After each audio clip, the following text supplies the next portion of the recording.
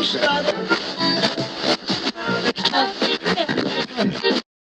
not sure if we've learned our lesson from the election in America, but we will not know who wins this election until the day of. So welcome back to the Freedom Pines podcast. I'm your host, Jamie A.B.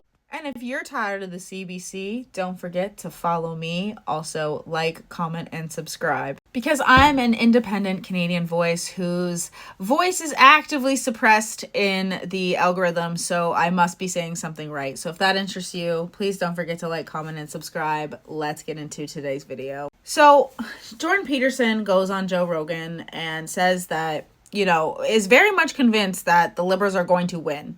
And not only are they going to win, but it might be a super majority. People are like, well, yeah, they have bets on it. Okay. And the thing is that no matter what happens, we do not know until the day of. Okay. And I think people who have been talking about this Canadian election that A, don't live in Canada, or B, are neocons who have, tell me why every single media source is against Pierre Poilievre, including conservative Republicans in America. Why? Because you're throwing a fit because he won't go on your show? He's running for Canada. I will never understand those people who go hard for Pierre Poilievre to be on these American podcasts. I am much happier that he went on the podcast with Jasmine Lane than I ever would have been with him going on Joe Rogan, because do people understand the media in Canada? Anyways, I digress. I truly think that people have underestimated the amount Canadians are struggling. Okay? I've been open and honest with you guys because I don't talk about a lot of personal things, but when I'm trying my hardest to crawl out of a hole and I just keep getting beaten down by the government and its policies, I'm not going to shut up about it. I just applied to get paid for monetize my content, and we've been living off of a one income until I haven't even been approved yet. So we're still living off of one income. Do you know how hard that is in Canada when you have 5 mouths to feed? It used to be easy. It used to be something that we could literally soar through life with. My husband's salary, he gets paid a lot. He gets paid more than me and him both combined did down south. We gave up, we moved 7 hours north from our friends and family to have a better life, to be able to afford life, and it's still not affordable. I've made all this sacrifice, and the sacrifice is not sacrificing. It's not working. Canadians are sick of this. And I know that we've been under some sort of weird fucking spell of, oh my gosh, brainwashing. I get it. But do you really think that Canadians won't be voting with their wallets? I have a hard time thinking that there aren't Canadians, so many Canadians, that haven't been affected by all of the things that the Liberals did during COVID, which, by the way, would have never happened if it wasn't for Trudeau forcing the provinces to do so, okay?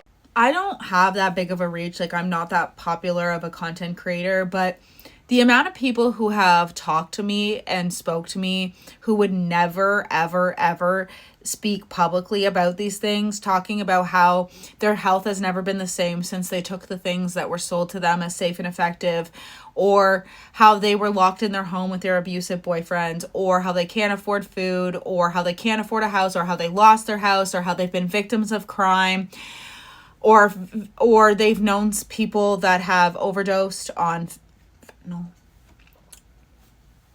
it makes me want to smack something. I genuinely just don't think people realize, especially, I genuinely think that if you're voting Liberal right now, there is no way that you are not privileged. Okay, number one. Number two, doing good. I hate to break it to you guys, but if there's a time where we've actually, I truly think that they use the 2020 situation with the BLM to take away from the fact, they wanted to convince us that these people are oppressed because they don't want us to realize that we're all oppressed by our government right now. I genuinely think that. because I don't understand how many times I could try to get back up after I've been kicked down by something specifically the government mandated or put into place or let happen before. Like, you did the wrong amount of things to the wrong person here. You did the wrong amount of things to the wrong person, and now I've been speaking out for 3 years, honestly. And it's not like my personal life has gotten any better. I don't have monetized content.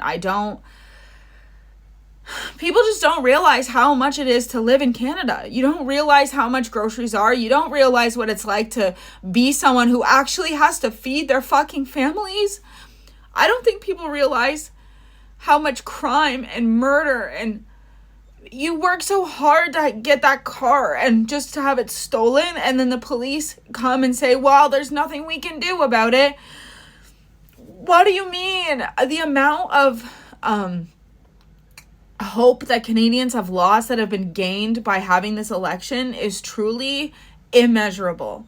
And I don't want to sound like somebody who is a humble person. Like, I don't want to sound like a leftist who thought that Kamala was going to win, because honestly, I think anything could happen. But at the same time, I truly think Canadians are struggling so bad right now, and they would never admit that they're voting Conservative because it will make them ostracized. It will make them lose their job and all of the other things that I said.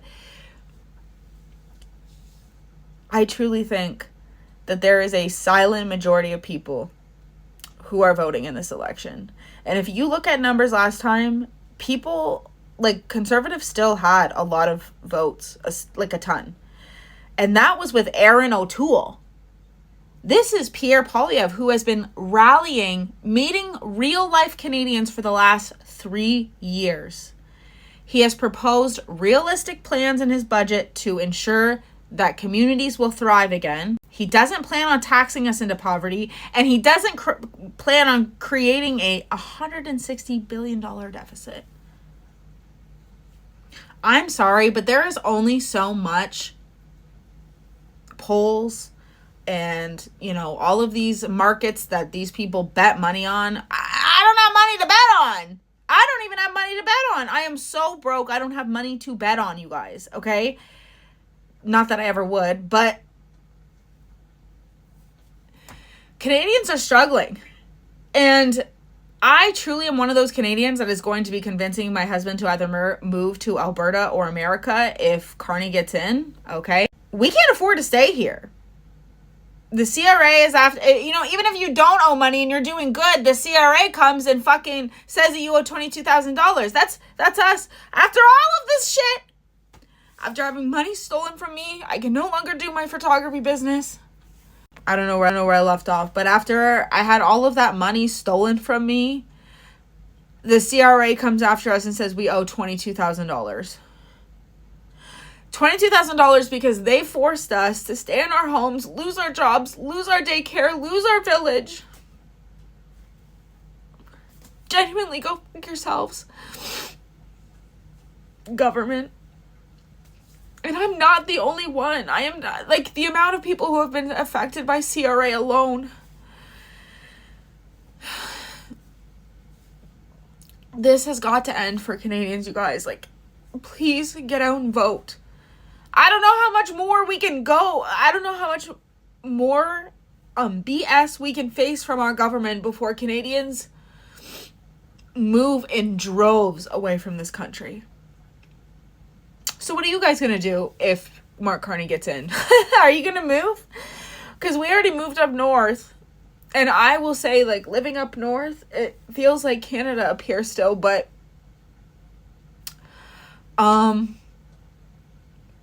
it's still drowning us out of house and home. The cost of living. So, no, I don't think Jordan Peterson is right.